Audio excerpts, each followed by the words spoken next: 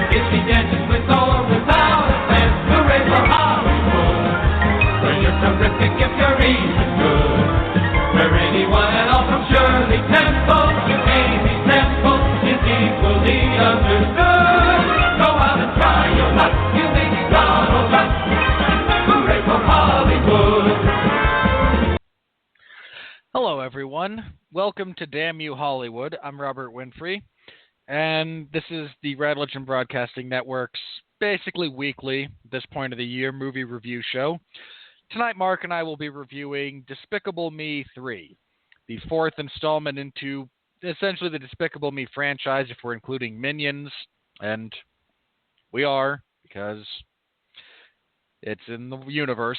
It's part of the Despicable Me cinematic universe. It has to be considered.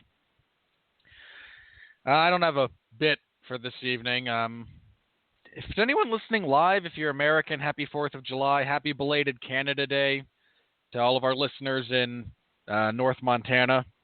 Sorry, bad joke. To all of our Canadian listeners, Canada Day was a couple of days ago. So I hope everyone along those two particular nationality lines has had a good couple of days. Be safe. Enjoy yourselves. So on and so forth. I have no shtick this evening. I just don't have it. Mark, do you have shtick? Can you bail me out here? I'm kind of dying. Boom, shalock, lock, boom. All right now. Boom, shalock, lock, boom. Everybody, boom. I walked right into that, didn't I? Just didn't even see it. Shall I keep going, or are you going to quickly take back the reins? No. You will not be continuing with that. I kicks the flavor like Stephen King writes horror. If I was a Jew, then I'd like the menorah. Stop it. I got rhymes for you. Excuse me, senora. Are you a horror? Or are you a lady? Is it Eric Guillon or Marsha Brady? Seriously, stop it or I'm going to mute you.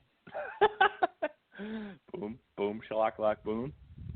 That's my ode to Independence Day. It is my God-given right. It is we fought for freedom against the tyranny of the British Empire to be free, so that decades later, hundreds of years later, I could be on a podcast yelling boom, shalock, lock, boom, a little louder, boom, shalock, lock, boom.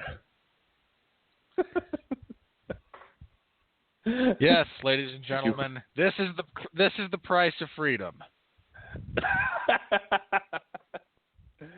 That, of course, if you don't know what I'm talking about, you're better off. Why I just started. That is the Butch Vig mix of Shamrocks and Shenanigans by legendary Irish rap group House of Pain. Irish by way of like some place in the United States, but the dudes are Irish. America. So, when I think of July 4th, I think of setting off fireworks, and fireworks go boom, and I go boom, shalack, boom. Just let me know, hon. The deed'll get done. Just assume the position. I'll take my rod, and then I'll go fishing. I'll get your river flowing. Why don't you just stop me? You know what? It's more fun to watch you hang yourself at this point. I came to work your body, so let me do my job. Great song. All right. Moving away from terrible songs from the late 70s or mid 80s. That was from the 90s, sir. Everything from House the of 90s Pain. sucked. House of Pain. You do not know what House of Pain is. Not a clue. And I feel that I am better off for not knowing. I'm on the Wikipedia page. We need to stop the show and discuss this. House of Pain is an American hip-hop group who released 3 albums in the 90s before lead rapper Everlast. Stop it. No, they're best known for... You need to know this, sir. I really don't. Known... Yes, they do. Yes, you do. Let me get this out, and then we can move on. They're best known for their hit single, Jump Around. That, which is different than Crisscross, Jump, let me see you jump. This is Jump Around, jump up, and get down. Let everybody jump. You don't remember that? You don't remember House of Pain? Jump Around? Eh? Honestly, not off the top of my head. Look, my musical tastes, because you brought this up, and this will be the last word on this. As with every child, your musical tastes start with your parents. Right? So I listened to a lot of what my parents listened to. Which in this instance was a lot of, top 20, top 40-ish stuff from the late 70s into the early to mid 80s.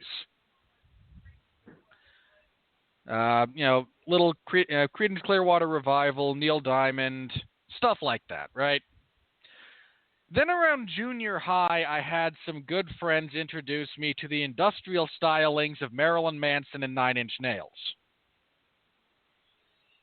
I have since developed my own musical taste at this point. I'm not going to go into details. But the majority of that stuff in the, early 90s that was like crappy pseudo-punk or terrible white hip-hop, no, never touched my eardrums.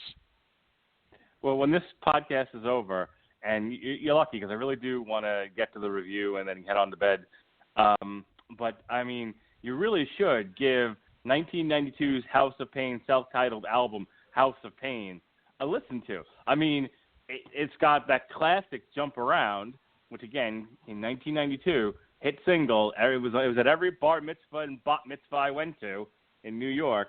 Okay, also had the Shamrocks and Shenanigans as I sang to you before. But it also had another fantastic song called "Put On Your Shit Kickers."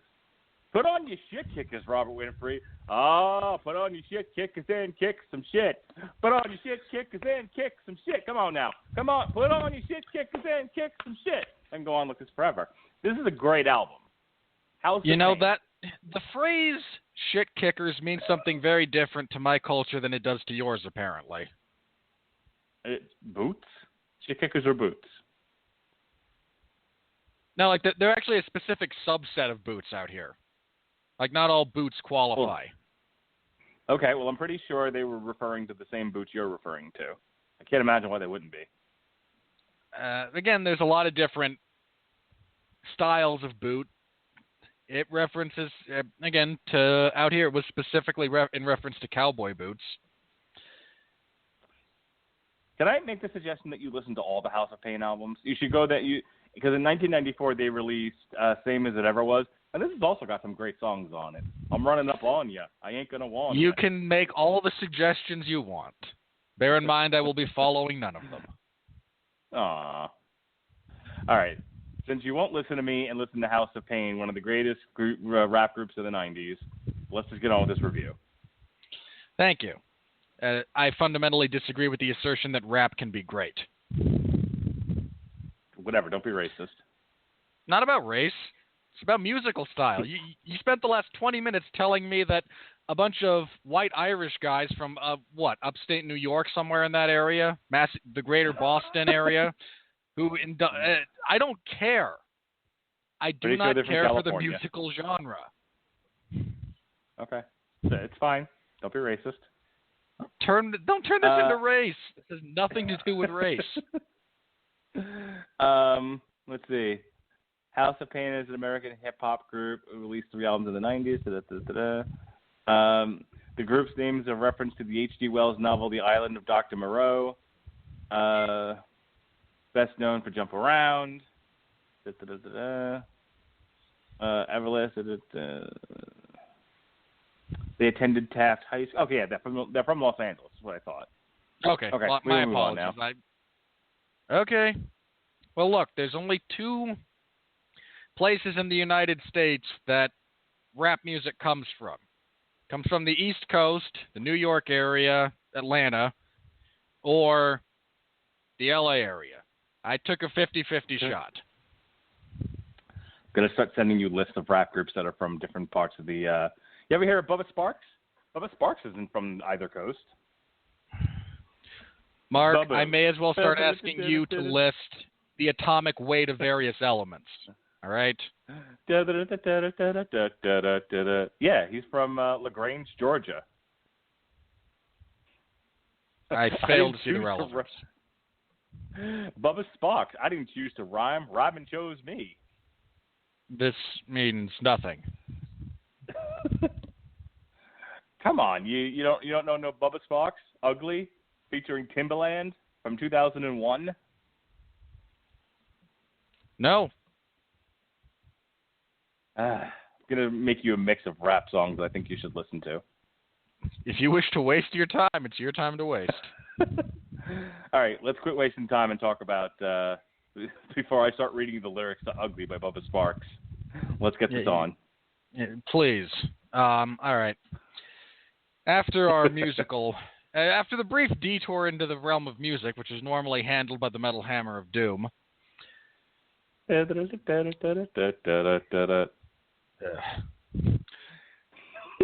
tonight we're talking about Despicable Me 3, and since we've wasted so much time, I'm just going to jump straight into the old plot synopsis. This picks up after the events of Despicable Me 2. Kind of funny, as follows immediately. And we are first introduced to the antagonist for this series, Benjamin Bratt, voiced by Trey Parker, a terrible person stuck in the 80s. I mean, much as I hate the 90s as a general rule, the 80s were... Oh, Bartholomew Bratt, not Benjamin. Benjamin Bratt is an actor, I seem to recall. Who was in that hit movie Catwoman? Mark, the only thing hit about Catwoman is there's only 2 reasons to ever use that phrase around that movie. The sound it makes when it hits the floor after you throw it in disgust after viewing it, or using a VHS copy to beat someone about the head with. So I have the lyrics up to Bubba Sparks' "Ugly" if you're interested. I'm still going. Anyway, Megan, much as the 80s had some decent stuff, there was a lot of crap.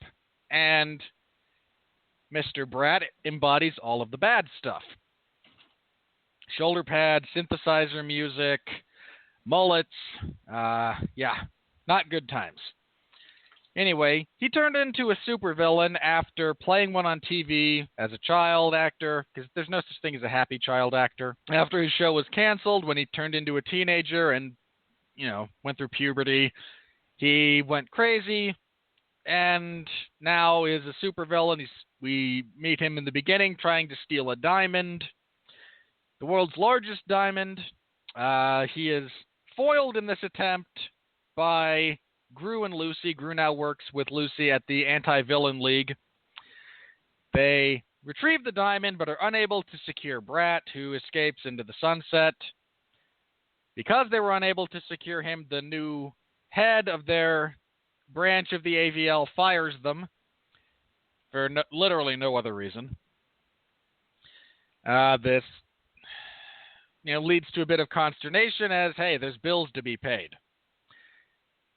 This introduces the first bit of conflict, not conflict so much as kind of character arc, as Lucy is trying to figure out how to be a mom to the 3 adorable children that we were introduced to in Despicable Me 1. As the youngest one, Agnes, I think, is selling off some of her stuff, some of her toys, including her big stuffed unicorn, to try and make money to help keep the household afloat, because she's adorable that way. Gru is approached by a butler/lawyer for his long-lost twin brother, Drew. He doesn't believe he has one. He talks to his mom, who says, yeah, no, you do. Your father and I each took one of you after we divorced. I got stuck with you. He got the good one, which, of course, is the same sentiment that apparently Drew's father had. Their father did. He wanted Gru rather than Drew. So he packs up the family and goes to see his fabulously wealthy twin brother, Drew, who has hair, which immediately offsets the very, very bald Gru. The wealth is attributed to them running the most successful pig farm in all of Fredonia. And I got to say, guys, when they mentioned he was from Fredonia, I laughed. And I was the only guy in the theater, I think, who did. Which just makes me weep, because it's a reference to one of the funniest movies ever made, a Marx Brothers film by the name of Duck Soup. If you're not listening to this live, pause this, go find that movie, watch it now, thank me later, then come back and listen to this again. Anyway, as the family goes about excursions through the land of Fredonia, Drew reveals to Gru that the pig farm is a cover. His father was a very successful supervillain who was very proud of him, unlike his mother, who mocked him relentlessly. And their father didn't think Drew had what it took to be a villain, and never let him get in on the family business. Now Drew wishes for Gru to teach him the ways of villainy. But Gru put that life behind him. They bond a little bit during a joyride, which had some great moments. They decide to steal... anyway, as this is going on, Brat steals the diamond and begins to set in motion his evil plan to use it to power a laser that he will use to sever Hollywood, California from the Earth's crust and then inflate it with bubble gum so it will float into space as retribution for canceling his show. As though he wasn't already stuck in the 80s enough, his plan is something right out of crappy 80s television. So Gru decides he's going to utilize Drew, and they're going to steal the diamond. He'll get his job back. Drew thinks they're being evil. They manage to steal back the diamond, but they come into conflict because Gru wishes to not be a villain, and Drew is now hurt that his long-lost brother is lied to him and doesn't want him, sibling rivalry. There's a sweet moment between Gru and Agnes where he kind of comes to realize the circumstances he's in. Agnes spends time on Fredonia looking for unicorns, and she thinks she finds one. In fact, it is a one-horned pygmy goat. And as she brings it up, Gru, sitting here annoyed with his brother and kind of despondent just a little bit, tells her, no, sweetie, that's not a unicorn. He's just a goat. That's like life. Sometimes you're looking for unicorns, but all you get is a goat. Response is, well, sure, but he's the best goat ever. And it sparks a little bit of realization in Gru. Brat shows up at this time and kidnaps the girls because it's what you do when you're a cheesy 80s villain. Gru, Drew, and Lucy are able to foil Brat's plan. Lucy rescues the girls. Drew stops Gru from being killed. Gru engages in a quasi-epic dance fight. 80s references here again, folks. He defeats Brat, who is taken in by the AVL. Gru and Lucy are reinstated. The minions go off with Drew at this point because they would rather engage in a life of villainy, and Drew wishes to still be a villain. And there's a subplot with the minions where they leave Gru because they wish to go back to being evil when things were awesome, and he doesn't want to, so they basically tell him to pound sand. They leave. They wind up in prison. They realize that they miss Gru. They break out. They show up at the end to help foil his plan, but then they leave with Drew because Drew is the villainous one, while Gru is now on the side of all that is good. The actual last bit of dialogue is Gru and Lucy deciding to give Drew a 5-minute head start before they go after him. You do for family. And then we close over the final credits with a really fun kind of play on the old Spy versus Spy comics. All right, Mark. Where do you want to start with this thing? Well, you missed one subplot, and that is Lucy wanting to bond with the girls and the girls sort of resisting her to a degree. Also, Lucy trying to find her way as the girl's stepmother. She...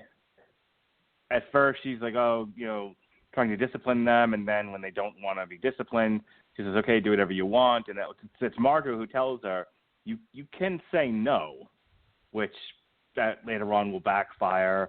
Almost immediately backfires. Yeah. But they do, through the course of saving them from Balthazar Brat, They accept her at, they realize how much she loves them, and they accept her as their mother, and and it resolves that story arc.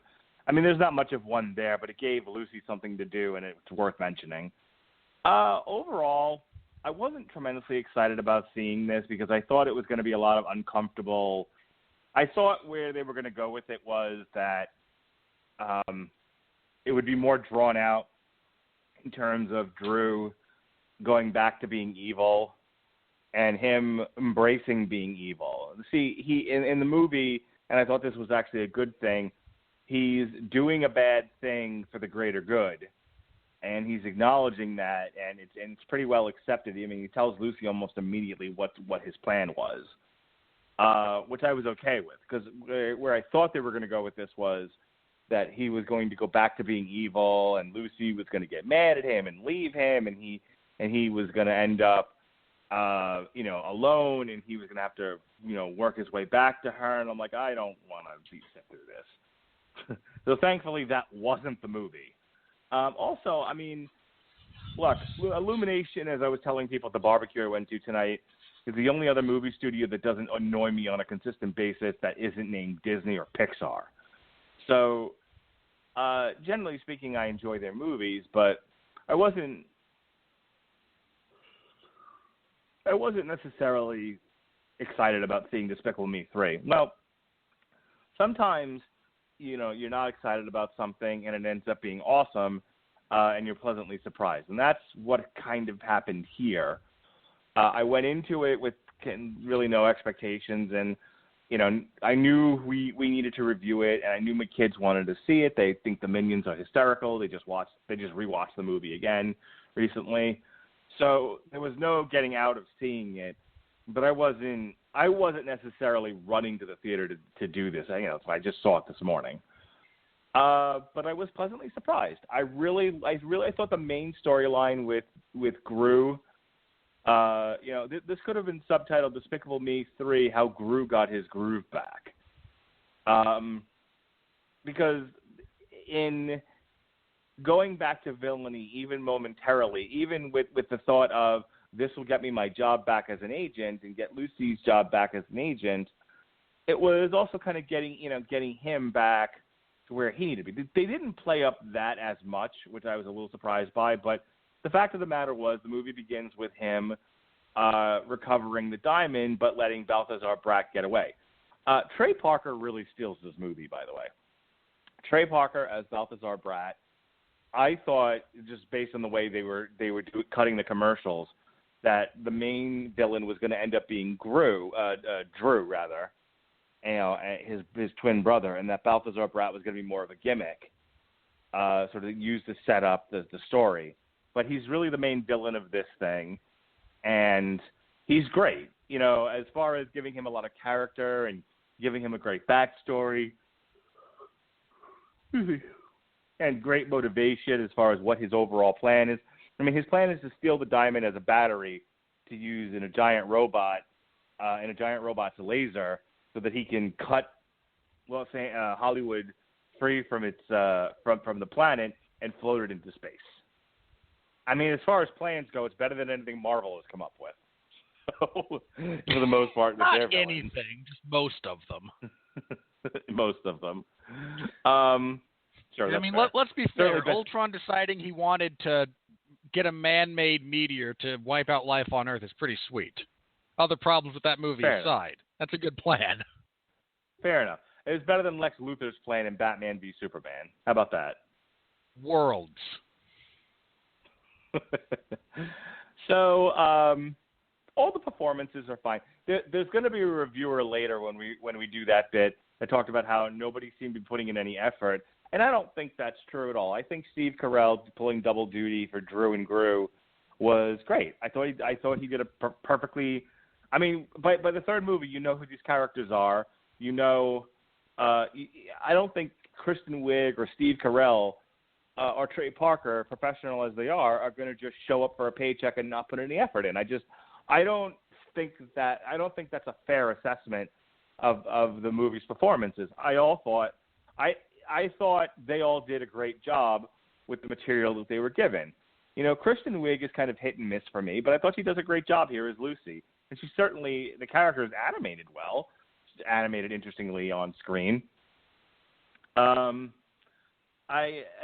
far as the other stories go, I really liked the Minion story. I was telling Robert offline before the show started that there's a tendency to overuse the Minions for sight gags, and the Minions are best used sparingly, and they are in this movie. There's only a handful of scenes with them, and those scenes are very short.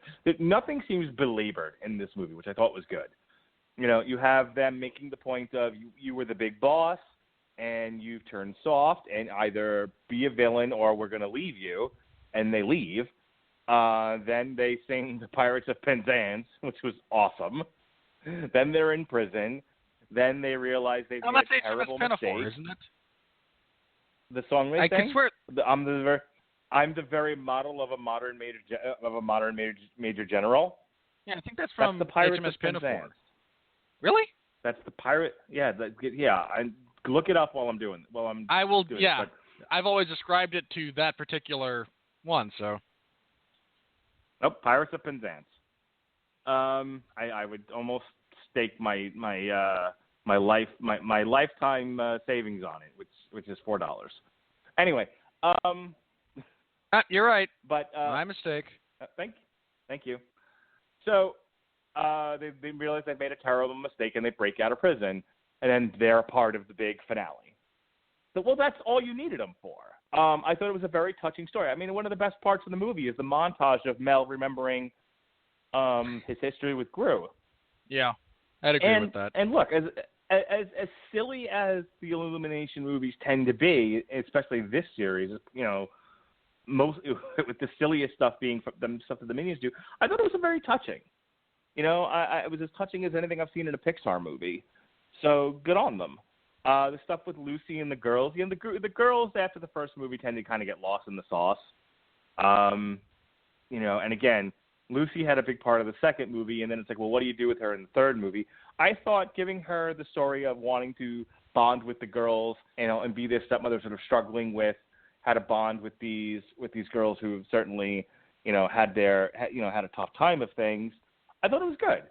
It's a 90-minute feature set, for an audience of children who are bringing their parents.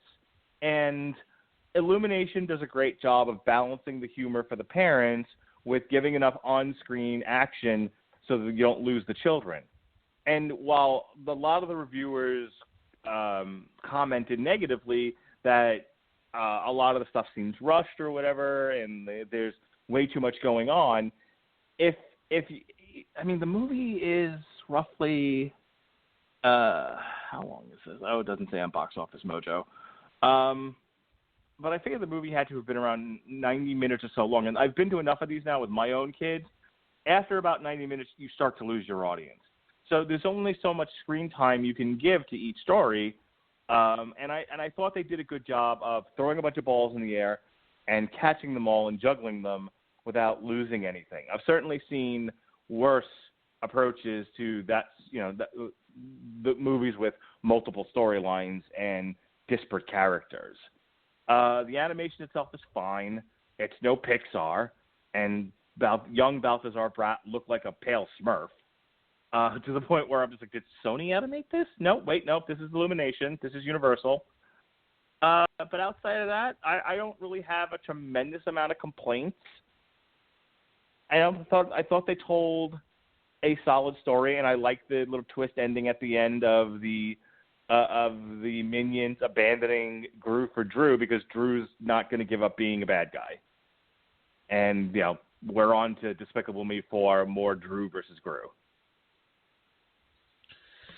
Yeah, I don't have a whole lot of complaints about this. I mean, the animation style that Illumination uses is their own style, and like I said, it's not nearly as, especially the backgrounds are not nearly as detailed or as photorealistic as Pixar's, but they have an aesthetic that is unique to them, and we can go with that.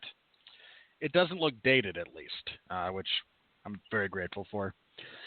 I mean, personally, I laughed. What else could I really expect out of this? There's no major flaws. There's no major errors of execution. And I think the really interesting thing to me about the good entries into this franchise, so in this case specifically 1 and 3, is that there is a bit of, and it's never a whole lot, but there's always something that kind of pokes you emotionally just a little bit. Just enough to kind of remind you that this isn't pure comedy. There's extra dimensions to these characters. I mean, in the first one, it's all of Gru's memories about wanting to go to the moon and constantly being shot down. So that in the end, he is positioned to have to make a choice between something he has been dreaming about doing literally his entire life, or keeping a promise to these girls he adopted to try and further his goal of stealing the moon. And it's not a whole lot, and it is again primarily a comedic movie, but there's enough there to kind of just remind you that there's depth to this. And here we get that as well.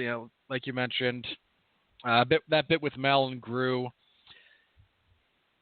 There's one other thing that I thought kind of, again, that bit near the end where Gru kind of has to break the news to poor little Agnes that unicorns aren't real.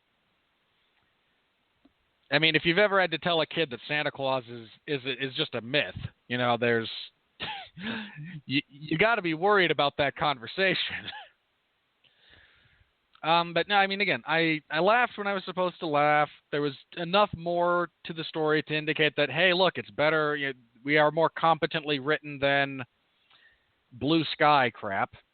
And I mean, again, there's a lot of really good gags here. And one of the things I appreciate about these movies is that they are intelligently written. I mean, there's a lot of sight gags, and some of it is very more on the lowbrow side of humor.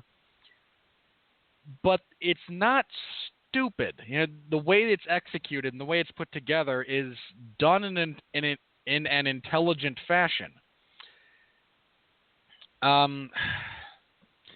Again, like my biggest laugh came from a reference to a Marx Brothers movie. I laughed every time that you have Brat's bald spot show up on screen. So me and another father were the only ones who laughed at the A-Team line. I love it when a plan comes together. I was very grateful to be around people who laughed with that line because, again, references to the 80s. It's what this character's all about. there's a bit, and Mark and I talked about this offline, but in the beginning when Balthazar escapes, he is able to incapacitate Gru utilizing a synthesizer, and he plays Van Halen's Jump, which is the most 80s thing ever, and terrible in many respects. And at the end of the movie, when Gru turns the tables on him, he utilizes that same synthesizer weapon, but he plays a Dire Straits song. And it's just this little bit of dichotomy between the 80s that Brad is stuck in and, hey, it wasn't all terrible. It wasn't all Jump by Van Halen. So, the whole chase scene through Fredonia, I got two major gags out of that. One was the first time the police show up and they're on bicycles and their siren is like being sounded by the guy on the back seat, just doing like the old crank on an air horn. And then when they all crash and then come out riding pigs, because I mean, look, there's a long history of law. There's some law enforcement history in my family, and I don't say this as a disparaging comment, but cops riding pigs, there's some comedic value in that.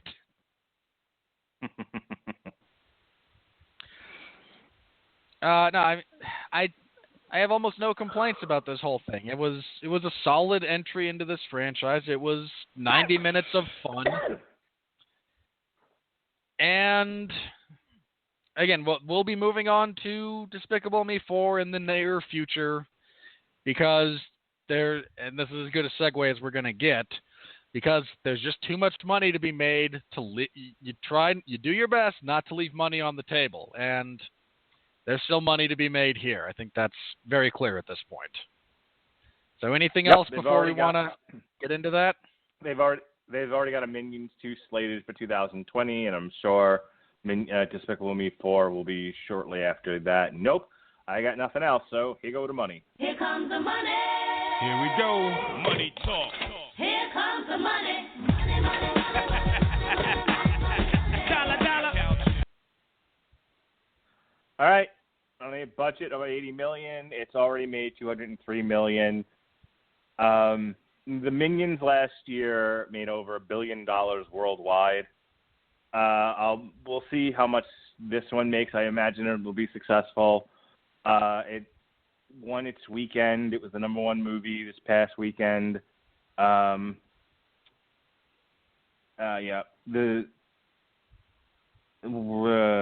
Despicable Me coming in about $10 million shy of the opening weekend for Despicable Me 2 after a larger than anticipated dip on Saturday.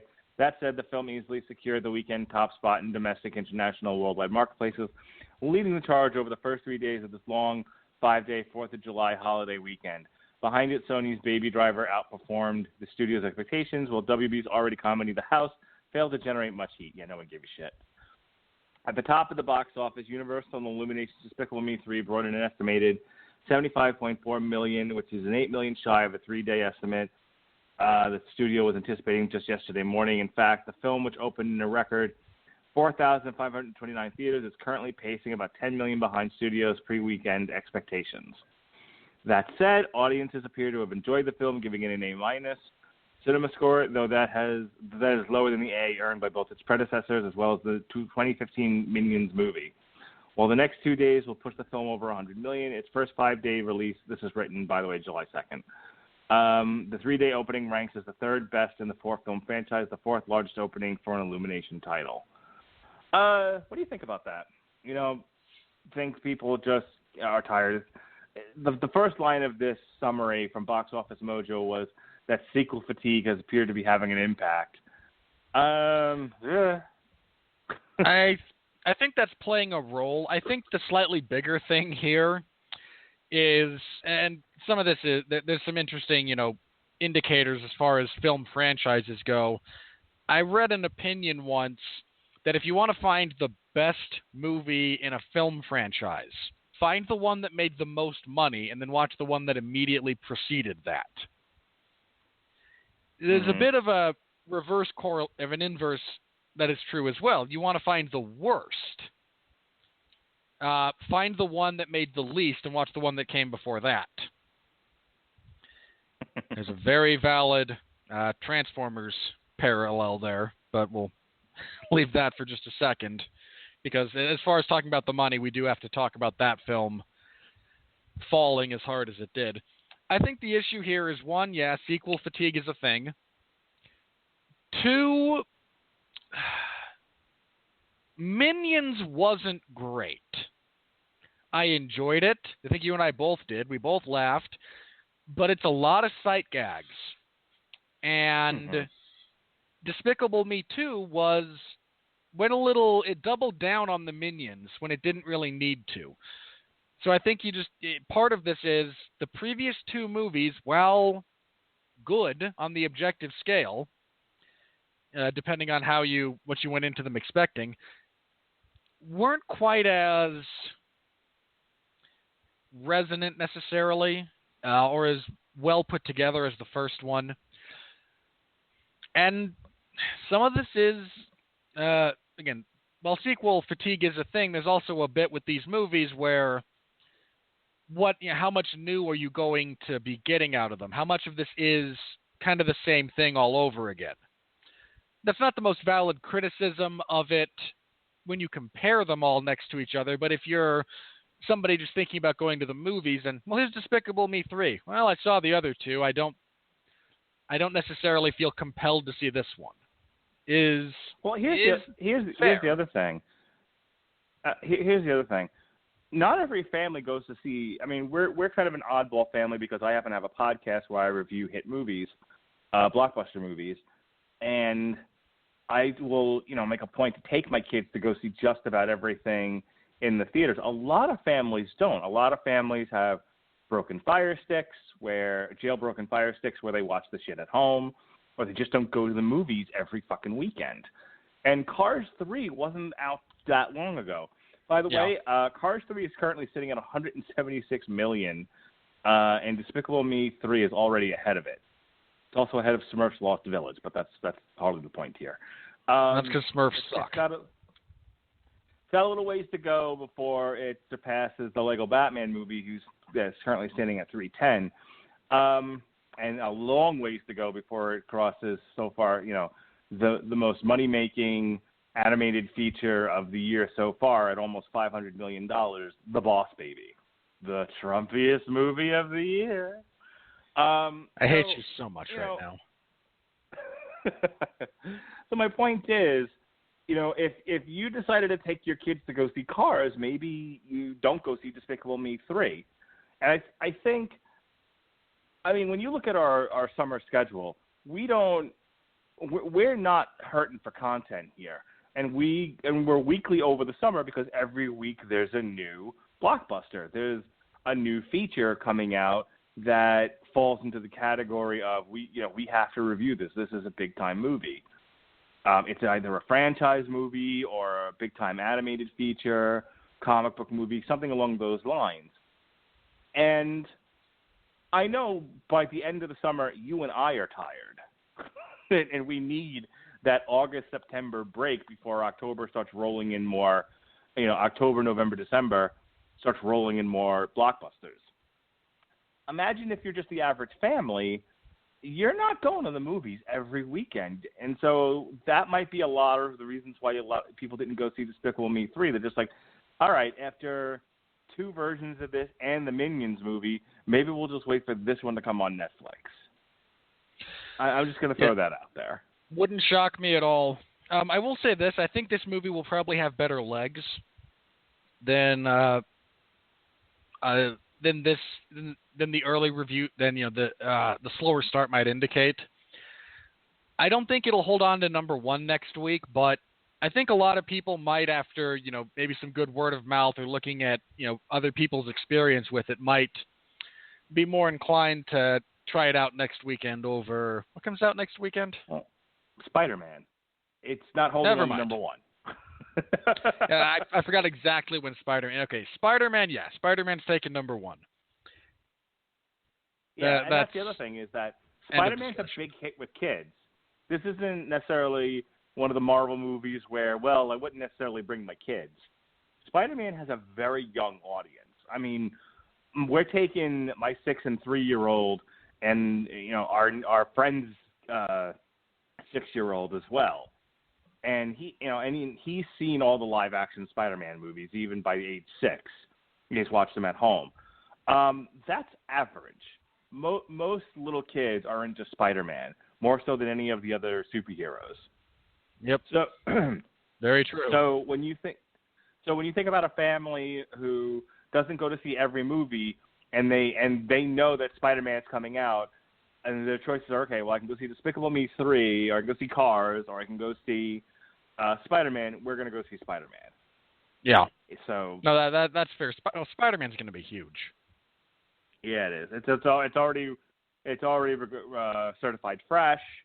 People love Spider-Man. It's part of the Marvel Cinematic Universe. It's got Iron Man in it. I mean, they would seriously have to go a long way to fuck minority this movie sidekick. Shut up. Don't be racist. What? No. I'm not. That's not an attempt to be racist. I believe that to be an accurate assessment of that character. Whatever. Don't be an exclusionist.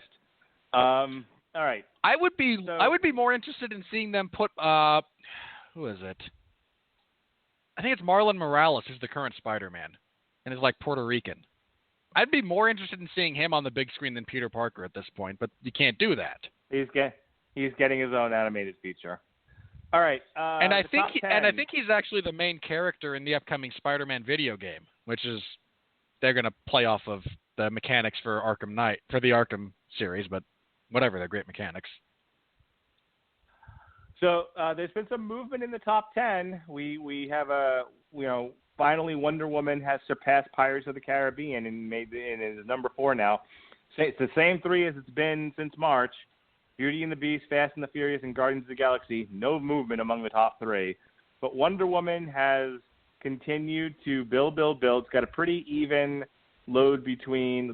ticket sales between domestic and overseas, 350 and 363, for a grand total of 713 worldwide. Pirates of the Caribbean, despite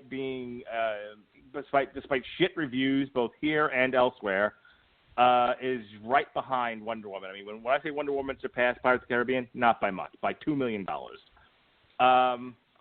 76% of it, let me just use the stats that are actually in front of me instead of making up my own. 76% are from overseas. It's made $545 million in foreign markets and a measly 166 here in the U.S. So, that tells you a lot. Domestically? Oh, man. Nope. Be prepared. The next one's going to be in all China. All Chinese. Okay, Logan speaking dropped of to number 6. Mark, hang on. Logan dropped. No, I have to ask this.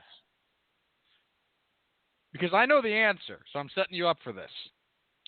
Okay. The percentage drop from Transformers the last night. Do you happen to have that number in front of you? I don't have it in front of me, but I know it was quite a significant drop.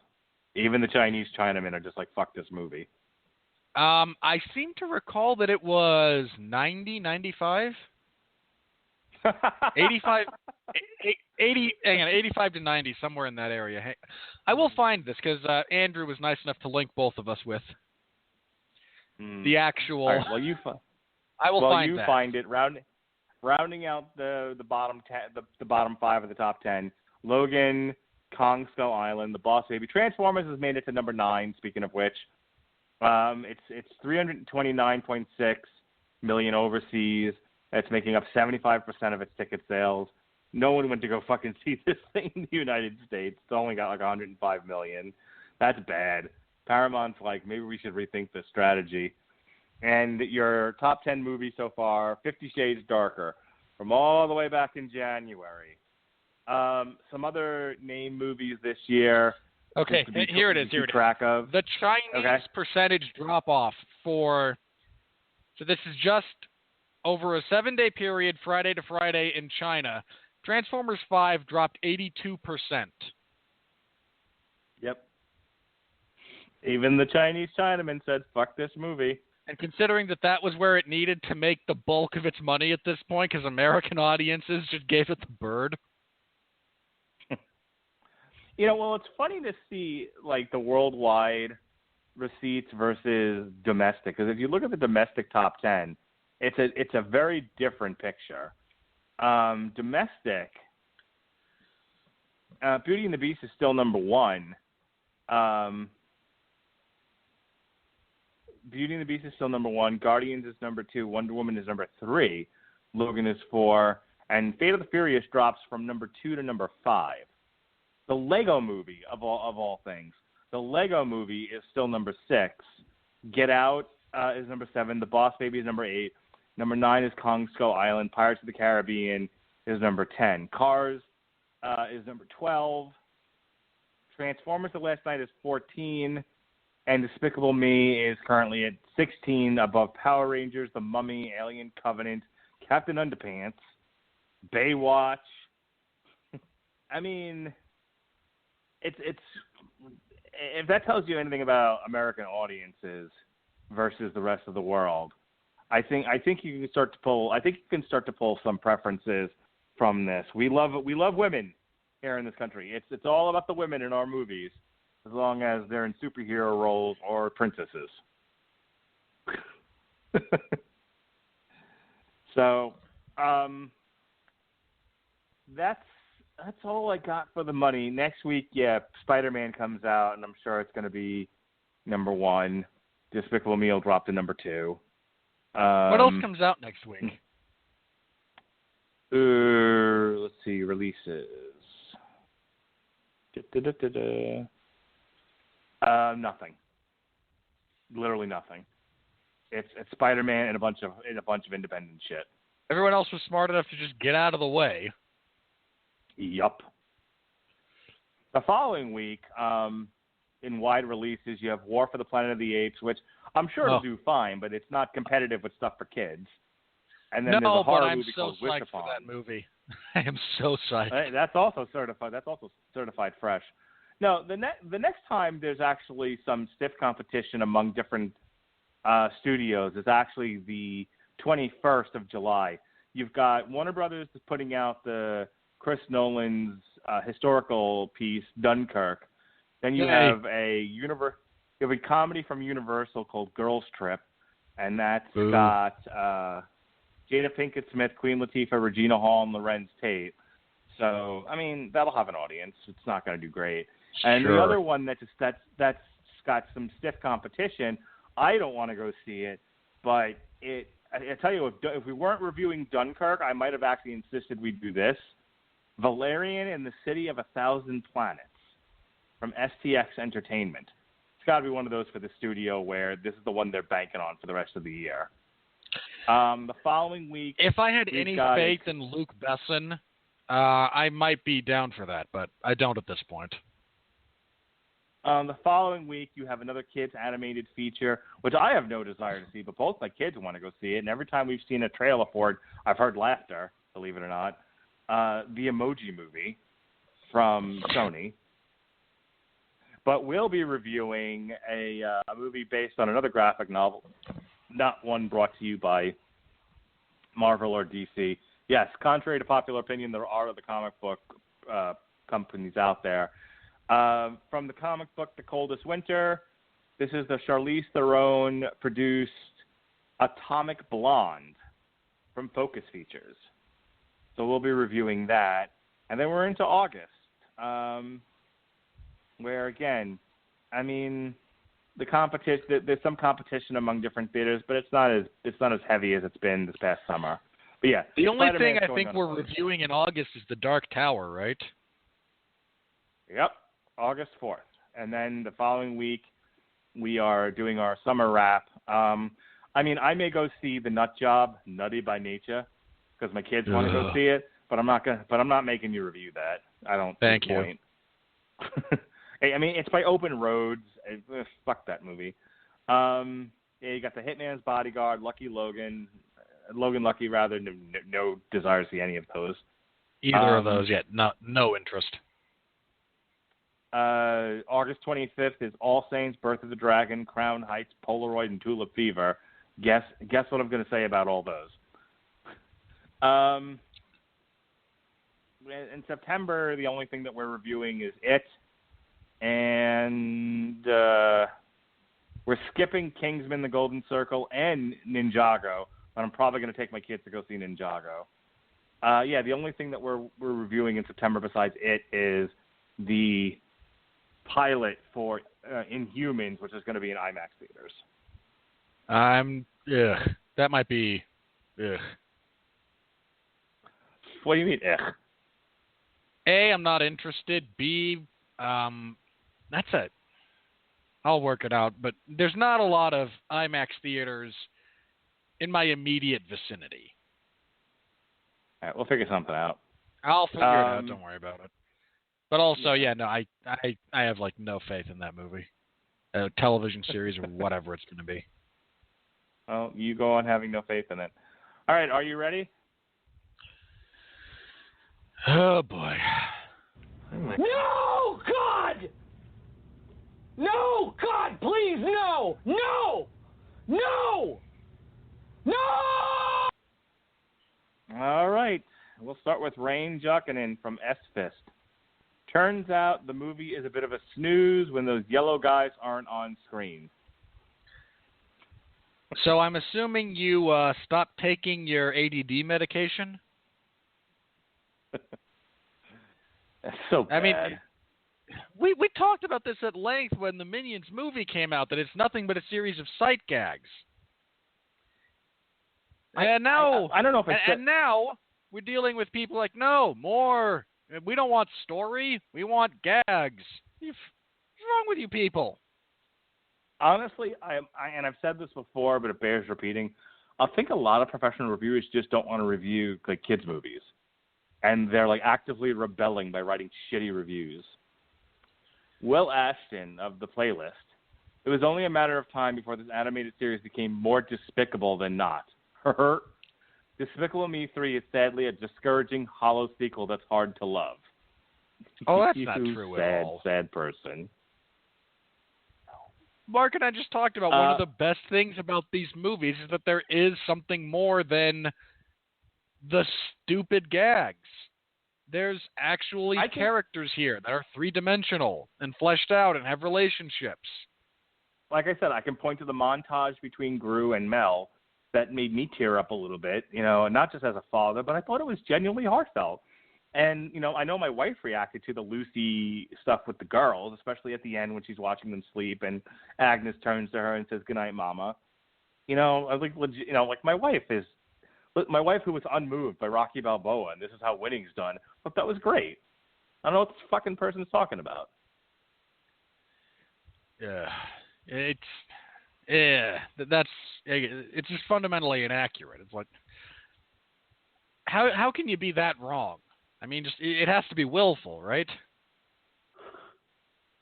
Matt Goldberg of Collider. What's frustrating about Despicable Me 3 is that all of the elements are in place to do something fun and unique, but no one is making the effort. I think that's really insulting to Trey Parker. Well, to be fair, I don't care for Trey Parker. That's not the point. I'm just saying, I don't care if you insult him. But as someone's trying to stand here and say, you guys are bad at your job, I mean, how can you say that no one's putting forth the effort? I mean, again, you have Trey Parker, who, well, I disagree with, him, like, living, certainly does good work. You have Steve Carell getting paid what I imagine is the same amount to do double the work. And goes through he puts forth enough effort to give us different sounding characters. These guys are brothers, but they're from different parts of the world, and they sound different. I mean, if he didn't care, the other guy would sound a lot more like Gru. And he doesn't sound like him all that much. The fact that you were not necessarily inspired by something does not mean no one put forth any effort here. Yeah, it's again, a well-written, how can you say no one put forth the effort? Look at the writing that goes into this. I'm focused on Trey Parker because I think he gives the most lively performance out of anybody. but really all of them. Kristen Wiig, Steve Carell, Trey Parker, the rest of the cast. I mean, that's a hell of a thing to accuse them of. Like, oh, you all just showed up for work. I mean, look, we've reviewed some movies where it really did look like no one was putting in any effort, and it doesn't come off like this. I mean, I have to imagine this particular reviewer has never seen a performance like John Turturro in the Transformers movie we just saw, where not only could he have been written out of that movie, I mean, he's clearly there just to kind of collect a paycheck. And I love John Turturro to death, mind you. All right, let's move this on. Blake Goebel of Consequence of Sound. After all, what are these films if not reasonable diversions? They're also thunderously profitable diversions, but at least they're harmless. It's a little judgy. More than a little. Dana Barbuto of the Patriot Ledger. The third entry arrives in no better shape than either the second movie or its spin-off Minions. Despicable Me 2 had a few issues, but on the whole was very successful, not just financially. And yeah, Minions was a series of sight gags, but at least they were funny sight gags. I mean, this isn't Dead on Arrival. This isn't a cash grab. These movies still have legitimate stories that are being told. It's not Cars 2. Or, I genuinely like the idea of Gru and the Minions and Lucy, all questioning, what is Gru? Who is Gru? Is Gru a villain or is he a hero? And him questioning his own self-worth. I thought that was all great. But there's only so much you can do of that in a fucking kid's animated feature. Jesus. Travis Hobson of Punch Drunk Critics. You're going to love this. This is going to be one of those get 'em, Rob. Despicable Me 3 sees the Minions have their own subplot yet again, while all the time spent with Gru feels like filler. Oh, for the love. Okay. First of all, let's start here. Yeah, they get a subplot. They're in a position narratively where their actions make sense to give them an arc. They're not just his buddies like they were in the first one. They're now seriously questioning what they're doing. The Minions, I mean, you are the guy who looked at Cars and said, we need more Mater, right? You looked at Pirates and said, what are all these characters doing dragging down the antics of Jack Sparrow? You're the guy who looks at a cake and says, who needs the baking? Pour the frosting into my mouth. You have no legitimate concept of the appropriate balance of elements that goes into a film.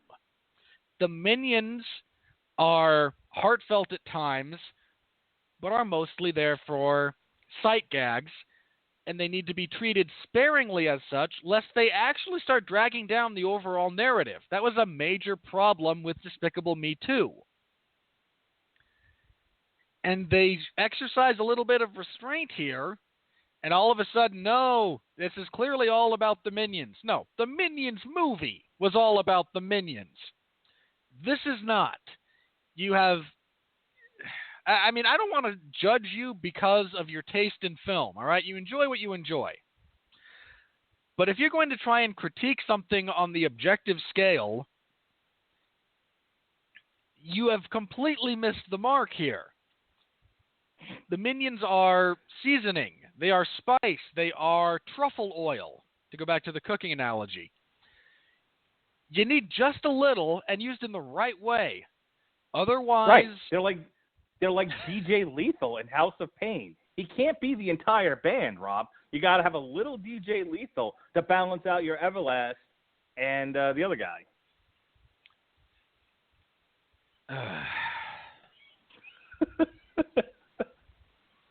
Boom, shalak, clack, boom. I cannot comment on the accuracy of your comparison, as I have no basis of experience with that particular group. Mara Reinstein of MaraMovies.com, which, after this comment, I'm inviting people to hack her site. She has fucking no business reviewing movies. Explain again why this madcap franchise is a cultural phenomenon worth $1 zillion. Okay. First of all, let's start with your self-employed sorry ass. All right?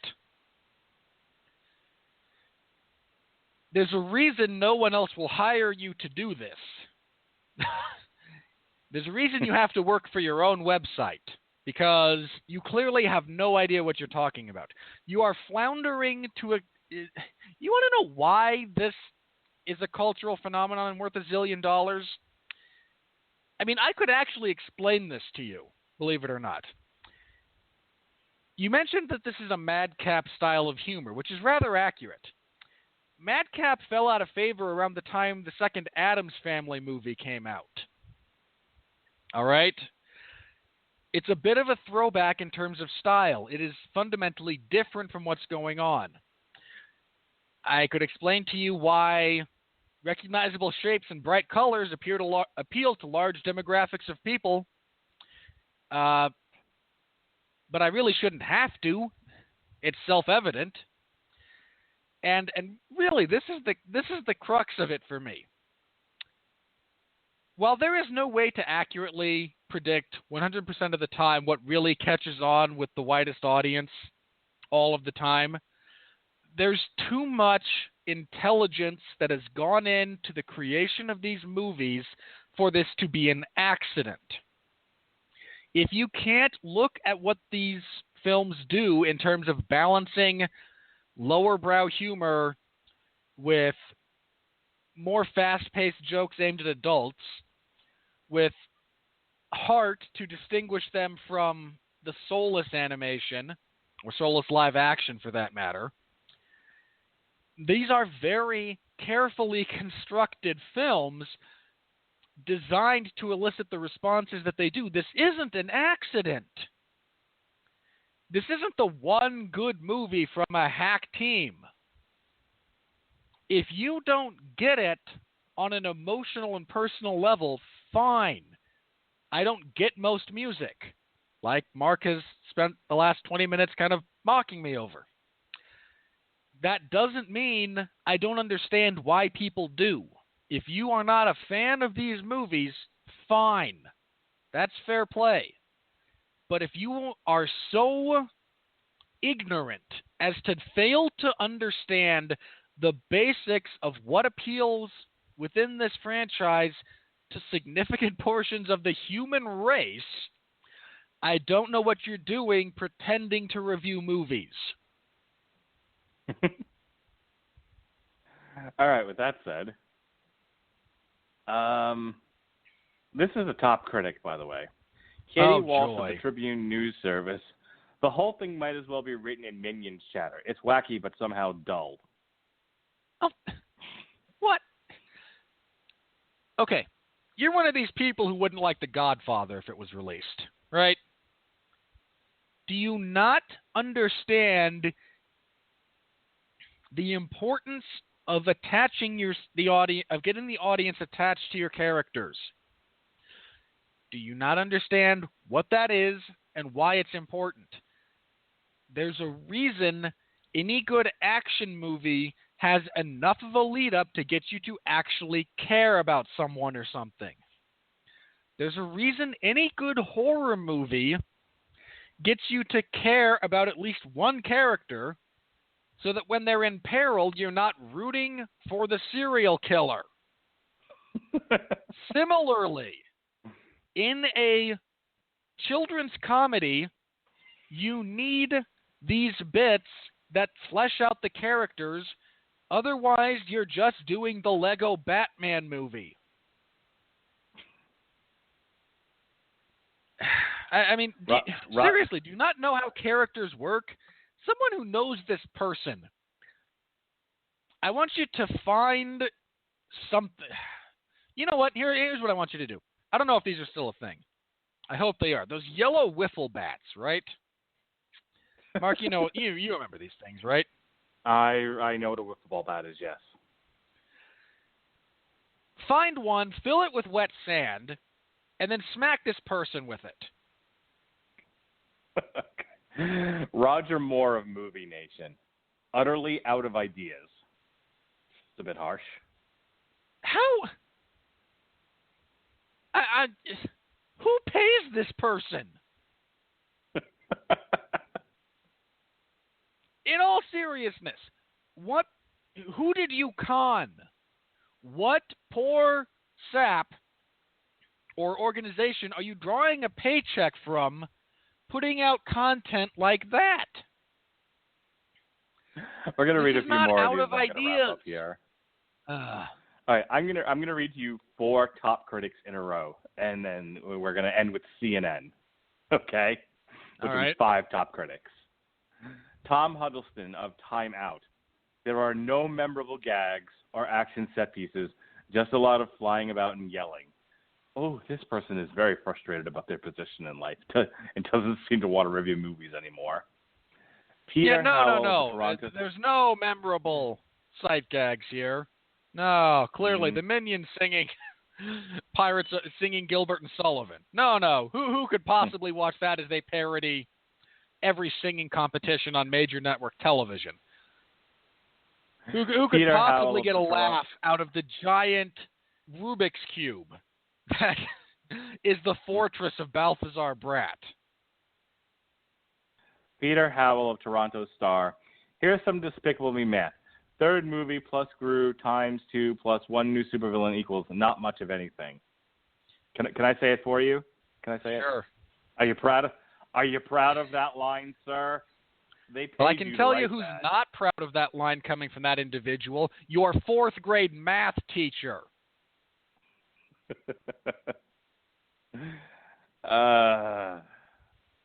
Peter Subzinski of RobertEbert.com has so little on its mind other than presumably making hundreds of millions of dollars that you half expect the ticket seller to hand out copies of Comcast's latest earnings report along with the 3D glasses. Okay? No. Okay. They tell a solid story here. I don't understand what these critics thought they were watching. Okay, there's nothing wrong with making money. All right? You communist. Let's just start there, right? How dare these films try to make money? How dare actors be paid for their work? How dare you be paid to write that? You have the temerity to submit an invoice after writing that line. But no, how dare movies make money? You sack of crap. Andy Webster of the New York Times. The latest animated Despicable Me outing shows signs of wear even as its energy level escalates. Again, we're getting a little judgy here. You know, instead of prejudging the movie, like, oh, it's out of ideas, there's a lot of wear and tear, why don't you wait and see how many people go see it and just judge the craft of the movie, asshole? I mean, yeah, I mean, these people do early reviews, right? This asset was from the New York Times. Yep. Okay, so you saw it early, and now you are irrationally predicting that no one will see it. Now, there's wear and tear. Clearly, look at the returns. No, it's only made $200 million worldwide. Clearly, there's some serious viewer fatigue here. I mean, and you wrote in the dark. I mean, why would you put your name next to that? Fire that man. Hire someone who knows what they're talking about. All right. And lastly, from CNN.com, Brian Lowry, top critic. While the first movie was, as noted, at its core rather charming, for Despicable Me, the third time definitely isn't the charm.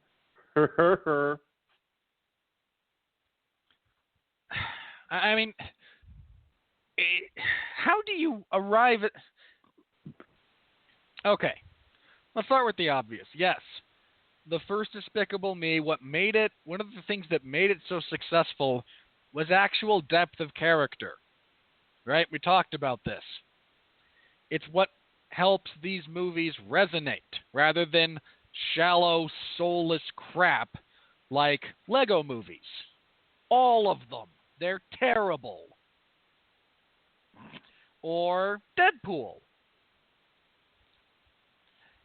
Shallow, soulless crap.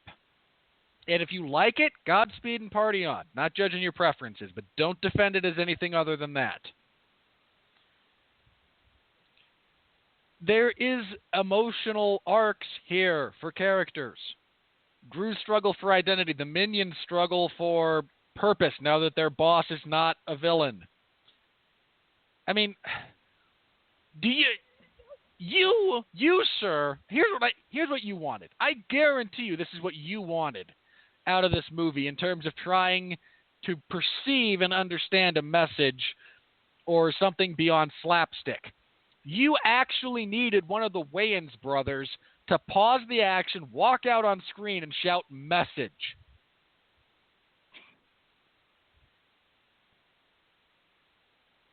Ugh. And CNN employs this person. Yep. What happened to criticism, Mark? Where did it all go so wrong? Where did the ability to look at a film, analyze it, and make an objective as possible discernment about its quality, where did this go off the rails? What happened? This is I think we're the only...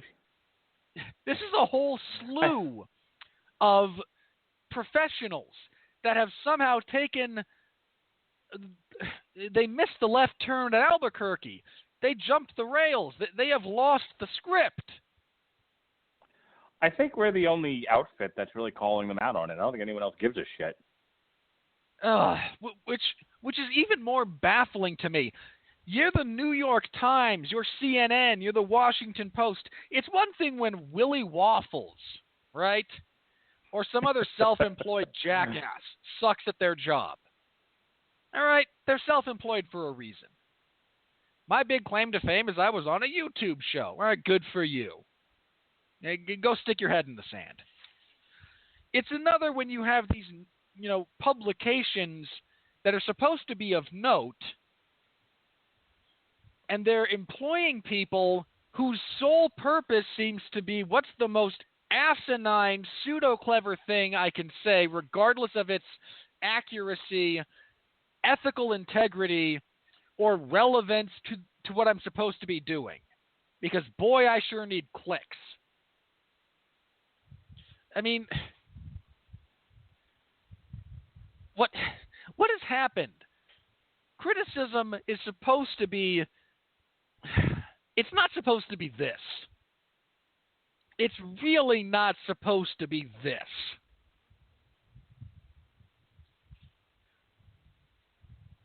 And it boggles my mind that it has come to this point. Well, next week there'll be less reviews to pick from because because Spider-Man's like 94% fresh. Everybody loves everyone's afraid of giving it a bad review. I'm sure it's a dandy movie. Hey, look, so I'll say this. If I think it sucks, I am more than happy to come here next week and say I thought it sucked. We call it as it is on this show, good, bad, or indifferent. All right, next week is Spider-Man week here on the Rad Religion Broadcasting Network. You got a lot of Spider-Man content lined up. We're going to, on source material, we're going to do another live show. We're looking at Spider-Man, the Gauntlet featuring the Vulture. We're going to review here on Damn You Hollywood Homecoming. Metal Hammer of Doom isn't really participating. We're just going to look at the new Power Flow. Oh, shit, Robert Winfrey. Yeah, Power Flow featuring members of Cypress Hill, Biohazard. Come on now. You know you want to listen to it. Power Flow, Cypress Hill. Come on. And On Trial will be back. We'll be doing an On Trial for The Amazing Spider-Man 2. So that's all the Spider-Man content that's fit to print. Didn't we already do that? Fit to print. We all realized it sucked. It's one of the few times we're going to do where we reviewed a movie. We're going to revisit it. I spent most of that review, and it was one of the early reviews we did on this network, and I spent a lot of that yelling at Pat. So, and Pat spent a lot of that yelling, I am the Lorax, I speak for the trees. Spider-Man should only be one way, and one way only. So, Spider-Man can be multiple ways, but he shouldn't spend a whole movie crying. Okay, well, either way, for fuck's sake. Jamie Foxx is terrible. I believe that and Spider-Man, really, could they have done any more hard baiting for a potential Sinister Six spinoff? Who gives a fuck? We're going. Those of I us who believe suffered through the movie.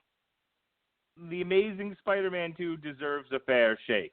So one of us will prosecute, one of us will defend, and we'll finally give the last word on this goddamn movie. You better pray it's not a fair shake, because a fair shake throws that movie into the dirt. Please, I can defend it. I see plenty of good in The Amazing Spider-Man 2. I defended Catwoman. I can defend anything. You defended Catwoman as a joke, just because that was your like Sistine Chapel. That was, if I can stand on this hill and die on it, then I can die on any hill I so choose. That said, the following week is all Planet of the Apes stuff we're going to be doing. Source Material is going to be doing Tarzan on the Planet of the Apes. We'll be reviewing War for the Planet of the Apes. Metal Hammer of Doom is not participating. We'll be reviewing Dying Fetus, Wrong One to Fuck With. And on trial, we'll be looking at the Tim Burton Planet of the Apes. And I believe I'm prosecuting on that one. Really? You have the easiest job in the world. Yeah, it's not a good movie. Hey, Mark Wahlberg stars. Stop it. The following week after that, all things military all the time. On Source Material, we're looking at Sergeant Rock Between Hell and a Hard Place. We're going to invite Andrew Graham onto the show, and we'll be reviewing Dunkirk. And as I said, it'll be Robert Winfrey and Andrew Graham in the front seat of the car. I'll be in the back just yelling out, bad jokes. Metal Hammer of Doom will be reviewing In This Moment, new album Ritual. And Andrew Graham and his wife will be joining me on TV Party Tonight on July 27th. We're going to look at the Netflix show Five Came Back. So it's all things military all the time as July comes to a close. The week after that, it's Charlize Theron week here on the Rattlegion Broadcasting Network. Source Material is going to look at the coldest winter, or the coldest city, the coldest something or other. We're going to review the movie based on the graphic novel renamed Atomic Blonde, featuring Charlize Theron, who I believe also produced the movie and bought the rights to the comic.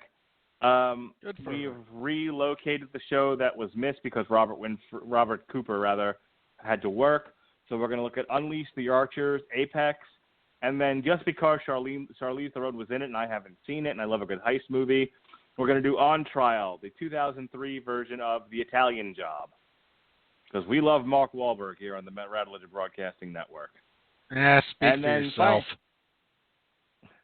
And then finally, no theme, but we've got a lot of content. Source Material, we're going to do Voltron from the Ashes. Damn You Hollywood, we're going to do The Dark Tower. The Metal Hammer of Doom is going to review Goat Whore, Vengeful Ascension. And then finally... special guest for The Dark Tower. I believe Benjamin J. Cologne is planning on being here for that movie. Okay.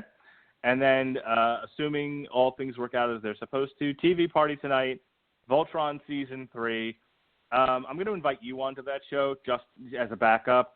And you're no second to anybody, Robert Winfrey. Don't let anyone tell you otherwise. But the plan is to do that with Robert Cooper, but he's a little sketch these days.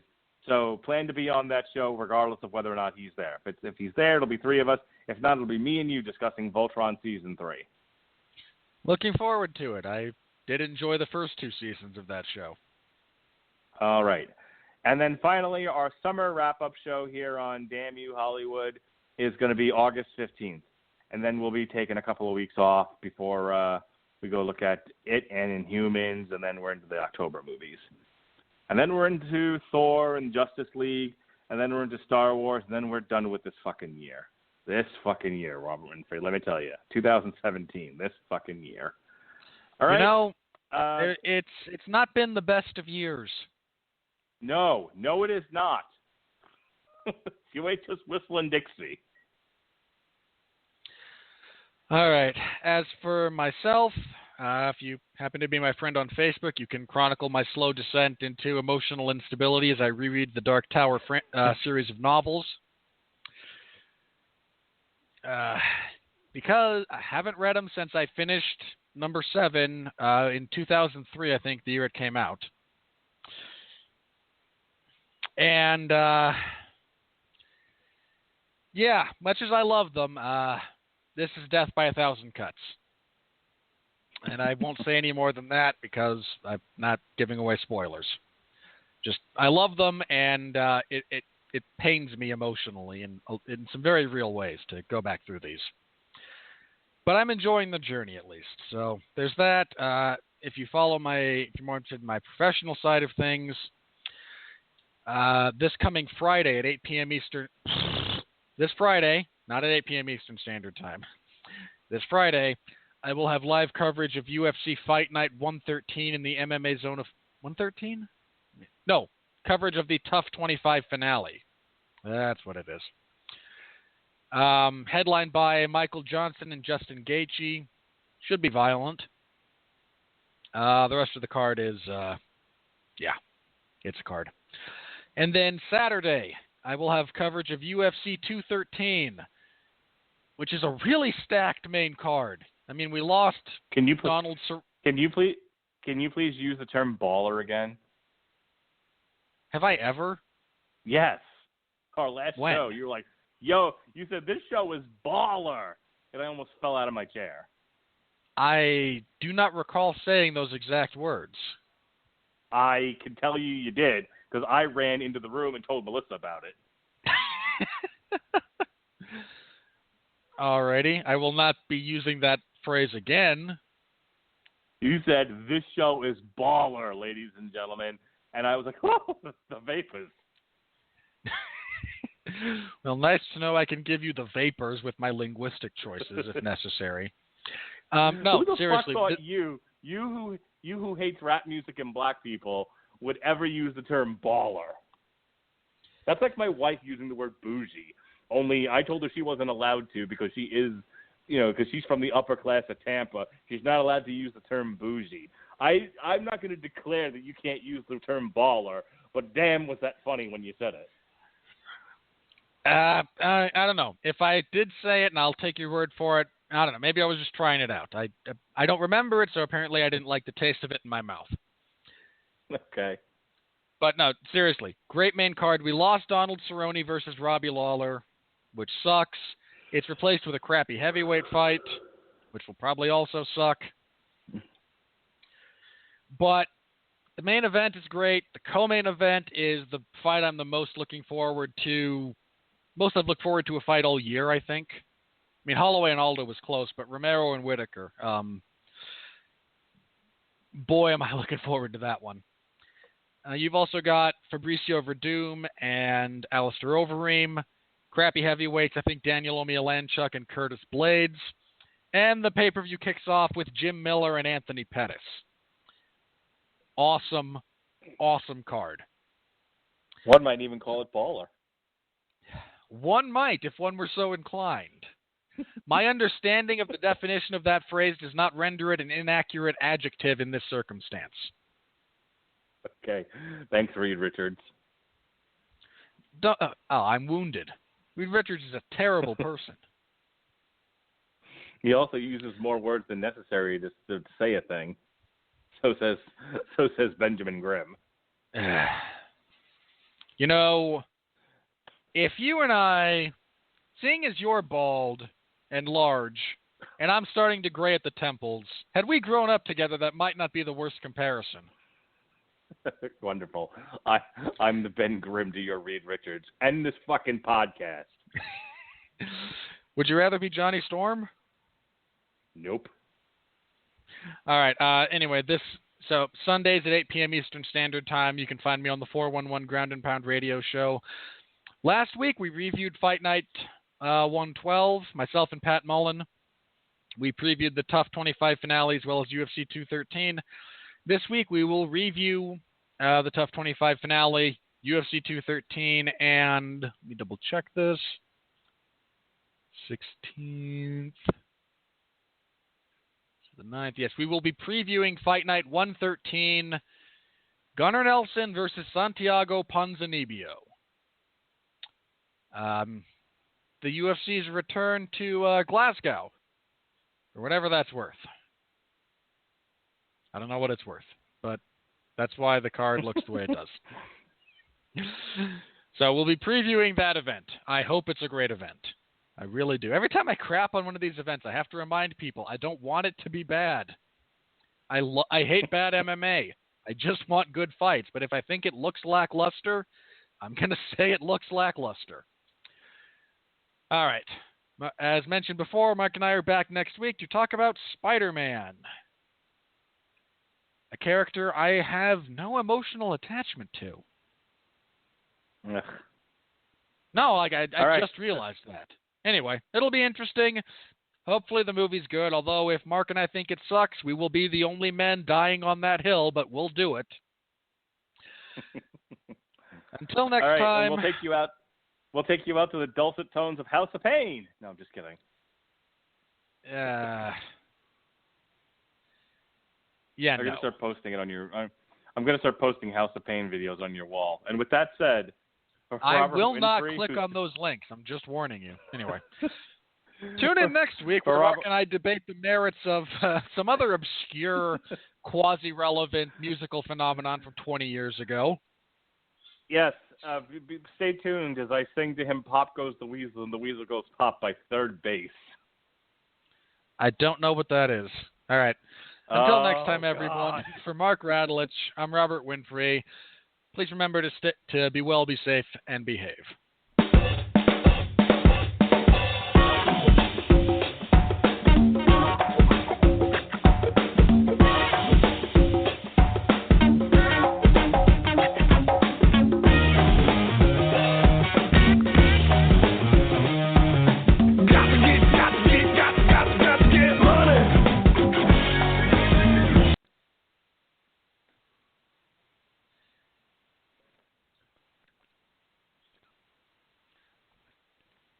Wingstop lives flavor, and you crave it. That's why we've created the boneless flavor fix for you and your crew. 20 boneless wings, 4 flavors, 2 fries, 2 dips, and 2 cold drinks for just $20. Whether it's lemon pepper, Louisiana rub, or atomic, finding your flavor combo is easy. But deciding who you're gonna split it with, that's a different story. The boneless flavor fix. Just $20 for a limited time at Wingstop. The wing experts. Prices and participation may vary. See local restaurant for details.